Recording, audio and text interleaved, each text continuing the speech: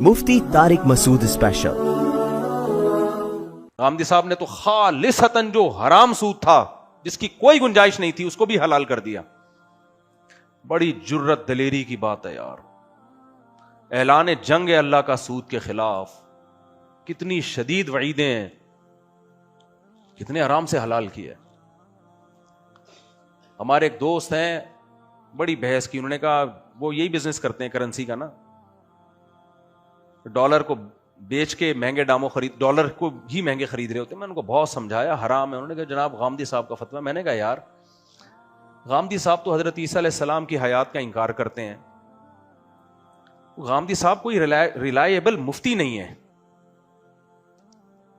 کتابیں پڑھ کے کوئی ڈاکٹر بن سکتا ہے؟ پریکٹس ہونی چاہیے کسی کلینک میں، علماء کا ایک سلسلہ ہے۔ لوگ جواب میں پتہ ہے کیا کہتے ہیں؟ یہود و نصاراؤں میں بھی تو اکثریت گمراہ ہے، وہ بھی تو مکھی پہ مکھی بٹھاتے تھے، اپنے بڑوں کو فالو کرتے تھے، اور قرآن نے ان کی برائیاں بیان کی کہ ان کے علماء گمراہ تھے، تو مسلمانوں میں نہیں ہو سکتے؟ اس کا جواب ہے کہ نہیں ہو سکتے، اس لیے کہ اس امت کی حفاظت کا اللہ نے وعدہ کیا ہے۔ یہ امت اتنے بڑے پیمانے پر گمراہ نہیں ہو سکتی کہ غامدی صحیح ہو باقی سارے گمراہ ہو جائیں، نہ نہ نہ۔ اس امت کی دیکھو، تورات میں تحریف ہو سکتی ہے کہ نہیں ہو سکتی؟ کیوں؟ تورات کی حفاظت کا اللہ نے وعدہ نہیں کیا۔ انجیل میں تحریف ممکن تھی کہ نہیں تھی؟ کیوں؟ انجیل کی حفاظت کا اللہ نے وعدہ نہیں کیا۔ قرآن میں تحریف ممکن ہے؟ کیوں؟ قرآن کی حفاظت کا اللہ نے وعدہ کیا ہے۔ کیوں وعدہ کیا ہے؟ آخری کتاب ہے، اگر اس میں بھی تحریف ممکن ہوئی تو اللہ کی حجت بندوں پر تمام ہی نہیں ہوگی۔ تورات میں تحریف ہوئی کوئی بات نہیں، انجیل کا انتظار کرو، نئی کتاب آئے گی۔ انجیل میں تحریف ہوئی کوئی بات نہیں، اللہ اپنے بندوں کو لاوارث نہیں چھوڑے گا، گائیڈ کرے گا، قرآن نازل کرے گا۔ اب قرآن کے بعد کوئی کتاب آ نہیں سکتی ہے۔ اب اگر یہ تحریف ہو گئی تو میرے بھائی پھر اللہ کا ہمیں پتہ کیسے چلے گا ہم سے کیا چاہتا ہے کیا نہیں چاہتا؟ قیامت میں ہم کہیں گے اللہ جیسے تورات میں تحریف، انجیل میں تحریف، ہمیں کیا پتا یہ بھی تیری باتیں تھی بھی کہ نہیں تھی؟ ہو سکتا ہے مولوی صاحب اپنی طرف سے لگا رہے ہوں۔ تو میرے بھائی قرآن میں جیسے تحریف ممکن نہیں ہے، اسی طرح یاد رکھو یہود و نصارہ کے سارے علماء گمراہ ہو سکتے تھے، یہ ممکن تھا ان میں ان کا جو ایک غامدی صاحب ہو وہ ٹھیک ہو، ان کے اس دور کے کوئی۔ اسی طرح یہودیوں میں ممکن تھا، عیسائیوں میں ممکن تھا کہ یہودیوں میں ممکن تھا، عیسائیوں میں ممکن تھا کہ سارے عیسائی مسیحی گمراہ ہوں، کہ نہیں ہے کہ سارے علماء گمراہ ہوں ایک غامدی صاحب ٹھیک ہوں، نہ نہ نہ، ایک غامدی خراب ہو سکتے ہیں، سارے علماء۔ اس امت کو بھی گمراہی سے بچانے کا اللہ نے من حیث الامہ وعدہ کیا ہے، وہ وعدہ نبی کی زبان پہ چلے گا، نولیہ ما تولی، جہاں جائے گا ہم اس کو دھکیل دیں گے، گمراہی کے دلدلوں میں دھکیل دیں گے ہم اس کو۔ تو یہاں اللہ نے مسلمان ہے، غامدی صاحب نے اس آیت میں بھی تعویل کی ہے، حالانکہ یہ تو صاف آیت ہے۔ امام شافعی فرماتے ہیں کہ اجماع کی حجیت کی اس سے زبردست دلیل کوئی ہو نہیں سکتی کہ یہ امت گمراہی پہ جمع نہیں ہو سکتی۔ اور نبی نے بھی فرمایا لا تزال طائفۃ من امتی ظاہرین علی الحق لا تجتمع امتی علی ضلالہ، میری امت گمراہ نہیں ہو سکتی، من حیث الامہ۔ سمجھ میں آ رہی ہے بات کہ نہیں آ رہی؟ تو اس لیے میرے بھائی کوئی بھی ایسا اسکالر جس کو سننے کے بعد آپ کو یہ لگے کہ یہ ٹھیک ہے باقی سب غلط ہیں، تو قرآن سے بھی پتہ چلا حدیث سے بھی کہ یہ تو ٹھیک ہو ہی نہیں سکتا، جس کو سن کے آپ کو لگے کہ یہ ٹھیک ہے باقی سارے غلط ہیں، کیونکہ امت من حیث الامہ تھوڑی گمراہ ہوگی۔ تو پوری امت ایک طرف ہے سود کے مسائل میں، جناب غامدی صاحب ایک طرف، پوری امت کہہ رہی ہے عیسیٰ ابن مریم آسمانوں پہ زندہ ہیں، قرب قیامت میں نازل ہوں گے، قرآن میں بھی ہے حدیث میں بھی ہے۔ غامدی صاحب کہتے ہیں وفات ہو گئی ان کی۔ پوری امت کہتی ہے شادی شدہ مرد اگر زنا کرتا ہو تو اس کی سزا سنگسار ہے، کیونکہ متواتر حدیثیں اس بارے میں، اجماع امت ہے۔ غامدی صاحب کہتے ہیں نہ، شادی شدہ مرد اگر زنا کرے اس کی سزا سنگسار نہیں ہے۔ قرآن مجید میں پہلے سنسار کا حکم تھا، یہ آیتیں نکالی گئی ہیں، نبی صلی اللہ علیہ وسلم نے ان آیتوں کو، بعض دفعہ قرآن کی تلاوت منسوخ ہوتی ہے، حکم منسوخ نہیں ہوتا۔ یہاں سے غامدی صاحب نے کہا دیکھو تلاوت منسوخ ہے اس کا مطلب حکم بھی منسوخ ہے، نہ نہ نہ نہ نہ، تلاوت منسوخ ہوئی ہے، حکم منسوخ ہوتا تو نبی صلی اللہ علیہ وسلم شادی شدہ کو رجم نہ کرتے, پوری امت کا اجماع نہ ہوتا. علامہ ابن کثیر نے لکھا ہے کہ سوال پیدا ہوتا ہے کہ جب تلاوت منسوخ ہو گئی تو اللہ نے حکم کو کیوں باقی رکھا؟ تو انہوں نے فرمایا یہ بتانے کے لیے کہ اس امت میں اجماع امت کی بھی وہی حیثیت ہے جو قرآن کی آیت کی حیثیت ہے. اللہ کی مرضی ہے, اللہ کی مرضی ہے نا. تو صحابہ تابعین سب کے دور سے یہی ہوتا آ رہا ہے, وہ قرآن کو زیادہ سمجھتے تھے. تو پوری امت گمراہ نہیں ہو سکتی میرے بھائی. اس لیے سود سود ہے, کسی کا مال ناحق کھانا کیا ہے؟ حرام ہے, ناجائز ہے. غامدی صاحب نے طلاق کے حکام میں بھی بڑی گڑبڑ کی ہے. قرآن مجید طلاق کے حکام بیان کرتا ہے, الطلاق مرتان, طلاقیں 2 مرتبہ, تیسری مرتبہ دے دی تو بیوی حلال نہیں ہے. غامدی صاحب نے کہا حکومت کے لیے جائز ہے کہ وہ انتظامی طور پر طلاق کے حکام خود وضع کرے کہ کیسے نکاح کو ختم کیا جا سکتا ہے. اگر گورنمنٹ کو اس کی زمانے کے حساب سے تبدیلی کی اجازت ہوتی تو قرآن آسمان سے طلاق کے حکام کیوں نازل کرتا؟ سمجھ میں آ رہی ہے بات کہ نہیں آ رہی ہے؟ تو میرے بھائی دین میری اور آپ کی مرضی کا نہیں ہے. میں نے یہاں سے شروع کیا تھا, اب اسی پہ میں ختم کرتا ہوں کہ اللیگل اور لیگل ہونا الگ چیز ہے, حلال و حرام ہونا الگ چیز ہے. لیگل یا اللیگل کرنا گورنمنٹ کا کام ہے, حلال و حرام کرنا کس کا کام ہے؟ اللہ کا کام ہے. لیگل کو حکومت قانون پاس کر کے اللیگل بھی کر سکتی ہے اور اللیگل کو حکومت قانون پاس کر کے لیگل بھی کر سکتی ہے. لیکن نبی صلی اللہ علیہ وسلم کی وفات کے وقت جو حلال تھا قیامت تک حلال رہے گا, جو حرام تھا قیامت تک حرام رہے گا. نبی صلی اللہ علیہ وسلم کی وفات کے وقت زبان سے 3 ٹائم ڈیورس اگر آپ نے نکال دی تو وہ بیوی حرام تھی, قیامت تک حرام رہے گی, آپ کے لیے حلال نہیں ہو سکتی چاہے کوئی قانون کتنا ہی مضبوط ہو. نبی صلی اللہ علیہ وسلم کی وفات کے وقت قرآن سے بھی, حدیث سے بھی, اجماع سے بھی پتہ چلتا ہے کہ نکاح میں آنے کا عورت کو اختیار تھا. وہ زبان سے قبول بولے یا سر ہلائے تو وہ نکاح میں آئے گی, اس کی مرضی کے بغیر اس کا نکاح نہیں ہوتا. لیکن نکاح سے جانے کا, نکاح سے نکالنے کا رائٹ کس کے پاس ہے؟ شوہر کے پاس ہے.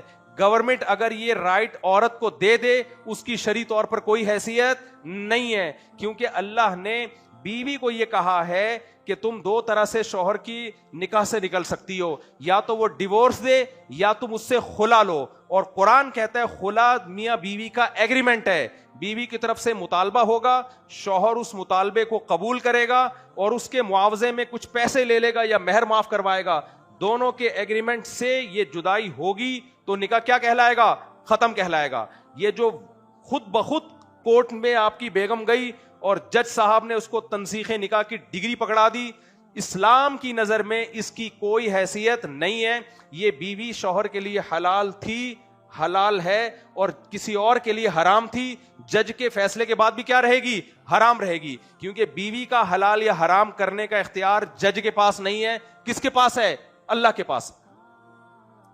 ہاں, بیوی پہ اگر ظلم ہو رہا ہے, سمجھ میں آ رہی ہے بات؟ شوہر, ظلم کا مطلب بیوی کے بیسک حقوق ادا نہیں کر رہا, تو پھر اللہ ہی نے جج کو نکاح کے ختم کرنے کا اختیار دیا ہے کچھ شرطوں کے ساتھ. سمجھ میں آ رہی بات کہ نہیں آ رہی؟ وہ شرطوں میں کیا ہے؟ سب سے پہلی شرط نبی نے بیان کی, البینۃ علی المدعی, جو بھی دعویٰ کرے گا کہ مجھ پہ ظلم ہو رہا ہے اس دعوے کو ثابت کرنے کی دلیل اس کے ذمے ہے. بیوی پہلے ثابت کرے گی مجھ پہ شوہر ظلم کر رہا ہے, اور وہ والا ظلم جس میں نکاح کا ختم کرنا جائز ہوتا ہے. چھوٹا موٹا زیادتی تو ہر ایک دوسرے کے ساتھ کر رہے ہوتے ہیں, کچھ ظلم ایسے سنگین نوعیت کے ہیں کہ اس میں شریعت نے عورت کو یہ رائٹ دیا ہے کہ شوہر اگر اس ظلم سے باز نہیں آ رہا, مثال کے طور پر ایک ظلم یہ ہے کہ نہ بیوی کو رکھ رہا ہے نہ چھوڑ رہا ہے. کتنے لوگ ہیں شادی کی اور ملک سے باہر چلے گئے, بھائی لے کے جاؤ اس کو یار, نہیں جی میں چھوڑوں گا بھی نہیں, میں رکھوں گا بھی نہیں. یا رکھ لیا, بنیادی نان نفقہ ہی نہیں دے رہا اس کو, جو اس کا بیسک رائٹ ہے وہ بھی نہیں دے رہا, تو کہاں جائے گی بھائی؟ کیا زہر کھائے گی؟ کیا کھائے گی وہ؟ تو آپ بیسک حقوق تو ادا کرو اس کے. یہ کام اگر نہیں کر رہا یا اس نوعیت کا کوئی ظلم کر رہا ہے تو پھر اللہ نے عورت کو یہ رائٹ دیا ہے کہ وہ جج کے پاس جائے, اور نبی نے فرمایا کہ وہ ثابت کرے, ظلم جہاں بھی ہوگا نبی کہتے ہیں ثابت کرے گی کہ ہو رہا ہے. یہ نہیں ہوگی کہ اس کا یک طرفہ بیان لے کے جج فیصلہ کر دے. وہ ثابت کرنے کے مختلف طریقے ہو سکتے ہیں. ثابت کرنے کے بعد پھر جج پہلے تو شوہری کو کہے گا کہ چھوڑو, وہ نہیں چھوڑتا تو پھر تنسیخ نکاح ہوگا. یہ 3 طریقے ہیں, اس کے علاوہ چوتھا کوئی طریقہ اسلام میں نہیں. یہ جو آج کل طریقہ عدالت میں چل رہا ہے کہ عورت گئی مجھے اس شوہر کے ساتھ نہیں رہنا, یا اس نے دعویٰ کیا یہ ظالم ہے, لیکن اس دعوے پہ کوئی دلیل نہیں اس کے پاس, اور جج لیتا بھی نہیں ہے, کوئی دلیل مانگتا بھی نہیں ہے, اس میں نہیں ہوگا بھائی. اس میں وہ عورت کسی اور کے لیے حلال بولو نہیں. تبھی لوگ میرے پاس آتے ہیں کہ بیگم میں کسی طلاق یافتہ خاتون سے نکاح کر رہا ہوں, انہوں نے خلا کی ڈگری لی ہے. تو میں کہتا ہوں پہلے اس خلا کی ڈگری مفتیوں کو دکھا کے فتویٰ لو کہ یہ خلا شرعاً صحیح ہوا ہے کہ نہیں ہوا. کسی کی بیوی سے آپ نکاح نہیں کر سکتے. وہ کہتے ہیں نہیں کورٹ نے کہا ہے. میں نے کہا بھائی جج کوئی اتھارٹی نہیں ہے. حلال و حرام کرنا کس کا کام ہے؟ اللہ کا. یہ جج کے پاس رائٹ تھوڑی ہے. جج کہتے یہ خنزیر کے میں نے فیصلہ کر دیا کہ یہ حلال ہے, حلال ہو جائے گا. تو میرے بھائی خنزیر سے زیادہ حرام کسی کی بیوی ہے جس سے ریلیشن بنانا. خنزیر کھا لو یہ بھی حرام, کسی کی بیوی سے شادی کر لو یہ اس سے بڑا حرام ہے. نہیں آئی میرا خیال ہے بات. تو جج جیسے خنزیر جو حرام تھا حلال نہیں کر سکتا, چاہے 100 فیصلے کر دے. جمشید کی بیوی کسی اور کے لیے حلال نہیں ہو سکتی جب تک اس پروسیس کو اختیار نہ کیا جائے جس پروسیس کے بعد اللہ نے کہا ہے کہ اب تیرے اوپر حرام ہے. جب تک پرانے شوہر پہ حرام نہیں ہوگی کسی اور کے لیے حلال. اسلام میں عورت کے لیے ایک ہی مرد حلال ہوتا ہے ایک ٹائم پہ. ڈبل آدمی اس کے لیے حلال بولو نہیں ہو سکتے. دے دنا دن خلا کی ڈگریاں چل رہی ہیں, دے رہے ہیں. آپ جاؤ عدالت میں, برباد ہو گیا پورا نظام, فیملی سسٹم. اس کا نقصان عورت کو ہوگا کیونکہ مرد ڈریں گے اب شادیاں کرتے ہوئے, بولیں گے بھائی کرو تو رجسٹرڈ نہیں کرو وغیرہ وغیرہ. نہیں, طلاق کی دھمکی بری چیز ہے لیکن اس پہ خلا نہیں بنتا, اس پہ طلاق نہیں ہوتی. ہمارے یہاں قانون پاس ہو رہے ہیں بیوی کو ہو کیا تو سزا ہے, بیوی کو یوں کیا تو سزا ہے. اس کا نقصان کیا ہوگا؟ اس کا نقصان یہ ہوگا کہ لوگ شادی کریں گے رجسٹرڈ نہیں کریں گے, لہذا بیوی کو حقوق نہیں ملیں گے.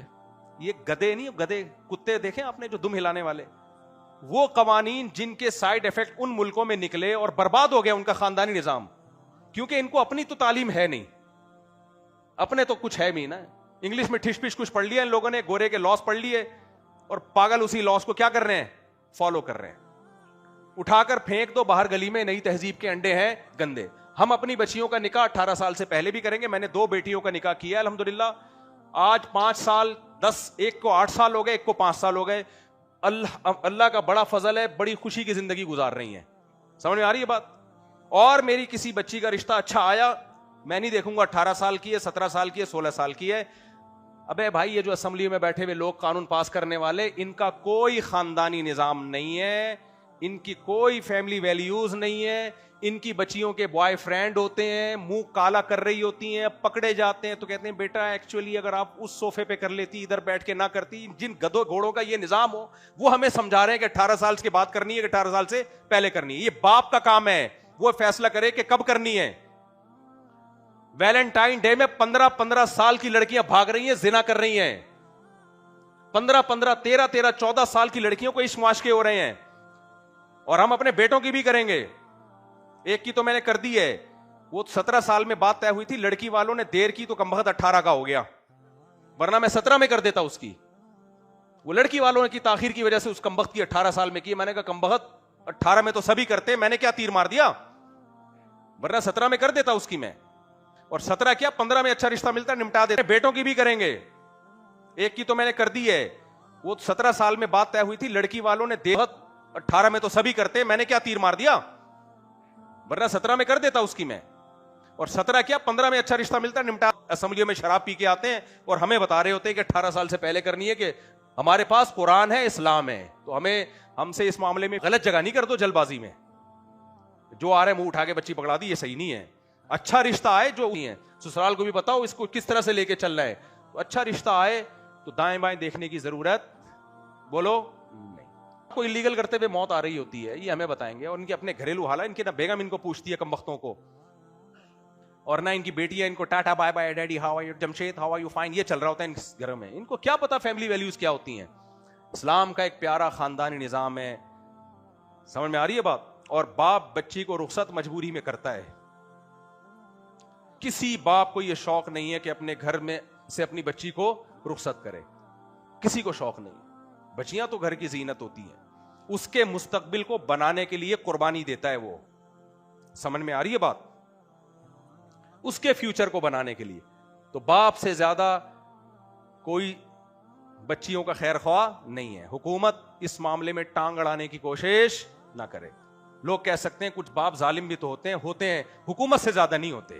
ہمیں پتا ہے تم یہ جو قانون بنا رہے ہو نا, یہ غیروں کو خوش کرنے کے لیے بنا رہے ہو, ان سے فنڈ لینے کے لیے بنا رہے ہو, حرام خوری کے لیے بنا رہے ہو.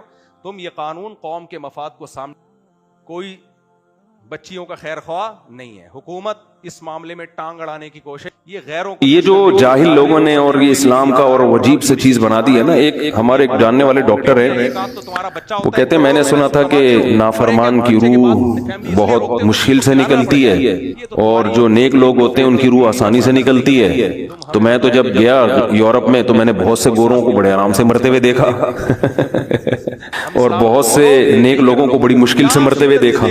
تو یہ کیا ہے؟ تو کہہ رہے مجھے تو اسلام کے بارے میں اشکالات شروع ہو گئے.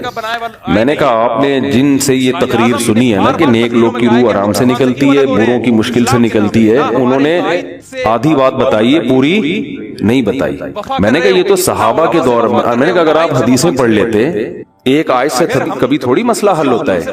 آپ کسی کی ایک بات لے رہے ہیں, دوسرے موقع پہ جو اس نے تشریح کی ہے وہ آپ نہیں لے رہے. میں نے کہا معاذ اللہ, اگر کسی کی کوئی موت کی کسی کو بہت تکلیف ہو رہی ہے, یہ اس معاذ اللہ اس کے برے ہونے کی علامت ہے, تو یہ تو پھر کفر ہے. احادیث میں آتا ہے کہ آپ صلی اللہ علیہ وسلم کو موت کی تکلیف دوسروں سے زیادہ ہوئی ہے. آپ صلی اللہ علیہ وسلم فرمایا اوعکو کما یوعکو رجلان منکم, مجھے بخار میں اتنی تکلیف ہوتی ہے جتنی تم میں سے دو آدمیوں کو ہوتی ہے. آپ پر جب بیماری آتی تھی نا, آپ کو تکلیف دوسروں سے زیادہ ہوتی تھی. اور امی عائشہ رضی اللہ تعالی عنہا فرماتی ہیں کہ نبی صلی اللہ علیہ وسلم کا سر مبارک میری گود میں تھا جب آپ کی روح نکلی ہے. اور آپ کو آپ کی جو میں نے موت کی تکلیف دیکھی ہے, جس شدت میں آپ جس تکلیف میں تھے, اس کے بعد مجھے کسی کی موت کی جو آسانی سے کوئی دنیا سے گیا ہو نا, اس کے مرنے پر مجھے کبھی رشک نہیں آیا. رشک کا کیا مطلب کہ بھئی یہ اتنی آسانی سے چلا گیا, تو اس کا مطلب یہ زیادہ اچھا تھا. اور معاذ اللہ آپ صلی اللہ علیہ وسلم کے اعمال کم تھے, تو یہ تو ممکن نہیں ہے نا. کہتے ہیں مجھے کبھی کسی پہ رش نہیں آیا کہ آرام سے مر گیا تو بہت نیک ہوگا. ٹھیک ہے نا, بہت مشکل ہے سمجھانا. امی عائشہ فرماتی ہیں کہ یعنی امی عائشہ کی حدیث کا مفہوم بیان کر رہا ہوں کہ نبی صلی اللہ علیہ وسلم کی موت کے وقت جو تکلیف کی حالت تھی, اس کو جب سے میں نے دیکھا ہے, تو امی عائشہ کی بات کا خلاصہ یہ ہے کہ اب اگر میں کسی کو دیکھتی ہوں نا کہ آرام سے روح نکل رہی ہے, یعنی آرام سے مر رہا ہے, دنیا سے جا رہا ہے, تو مجھے اس پہ رش نہیں آتا کہ وہ بہت نیک ہوگا. کیا مطلب؟ اس کا نیک عمل سے تعلق بولتے کیوں نہیں ہے, لیکن